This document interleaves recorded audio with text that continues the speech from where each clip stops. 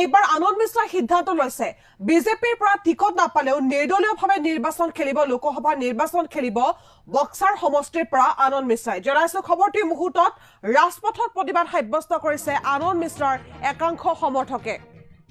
আৰু বিজেপিৰ টিকট লাভৰ পৰা বঞ্চিত হল প্ৰাক্তন আইপিএছ আনন্দ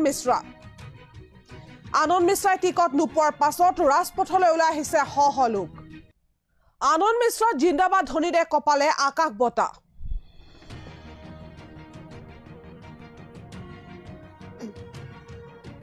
আৰু জনতাৰ প্ৰতিবাদৰ মাজত প্ৰথমটো প্ৰতিক্ৰিয়া আনন্দ মিশ্ৰাৰ টিকট নাপালেও সামাজিক আৰু ৰাজনৈতিকভাৱে সদায় কাম কৰি যাম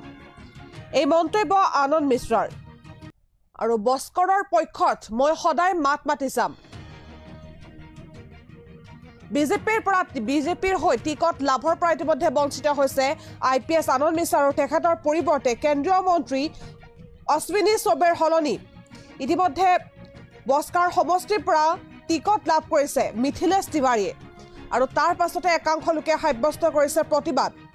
আৰু শেহতীয়াকৈ প্ৰতিবাদৰ মাজত প্ৰথমটো প্ৰতিক্ৰিয়া আহিছে আনন্দ মিশ্ৰাই কৈছে যে এই লোকসভা নিৰ্বাচনত নিৰ্দলীয়ভাৱে প্ৰতিদ্বন্দ্বিতা কৰিব আনন্দ মিশ্ৰাই নিৰ্দলীয়ভাৱে নিৰ্বাচন খেলিব আনন্দ মিশ্ৰাই আৰু যেনেকৈ এই বৰ্ষত দেখিবলৈ পোৱা গৈছিল বিগত বৰ্ষত অৰ্থাৎ 2023 শেষৰ ফালে যি সিদ্ধান্ত লৈছিল আনন্দ মিশ্ৰাই তেখেতে আইপিএছৰ চাকৰি বাদ দিছিল তেওঁ পদত্যাগ কৰিছিল আৰু তাৰ পাছতে বিশেষভাৱে চৰ্চা চলিছিল যে তেখেতে নিৰ্বাচন খেলিব তেখেতে সক্ৰিয় ৰাজনীতিত যোগদান দিব বিজেপিৰ পৰা টিকটৰ লাভ কৰিব আনন্দ মিশ্ৰাই কিন্তু সেয়া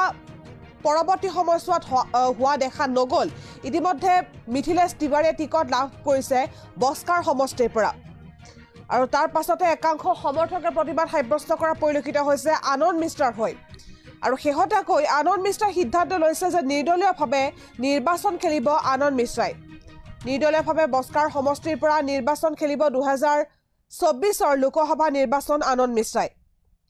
আৰু তাৰ মাজতে এতিয়া বহু প্ৰশ্ন উঠিছে বা বহু ধৰণৰ চৰ্চা হোৱা পৰিলক্ষিত হৈছে আৰু তাৰ মাজতে প্ৰশ্ন উঠিছে যে আনন্দ মিশ্ৰা অসমলৈ উভতি আহিব নেকি আনন্দ মিশ্ৰা যেনেকৈ এক প্ৰকাৰ যুৱ প্ৰজন্মৰ মাজত ইউথ আইকন হিচাপে পৰিচিত এগৰাকী আনন্দ মিশ্ৰা আৰু আনন্দ মিশ্ৰা পদত্যাগৰ পাছতে বহু চৰ্চা চলিছিল বহু লোকে তেখেতক কটাক্ষ কৰা পৰিলক্ষিত হৈছিল আৰু একাংশ লোকে তেওঁক সমৰ্থনো কৰা পৰিলক্ষিত হৈছিল আৰু তাৰ মাজতে যি চৰ্চা চলিছিল যে বিজেপিৰ সাংসদৰ বাবে বিজেপি দলৰ পৰা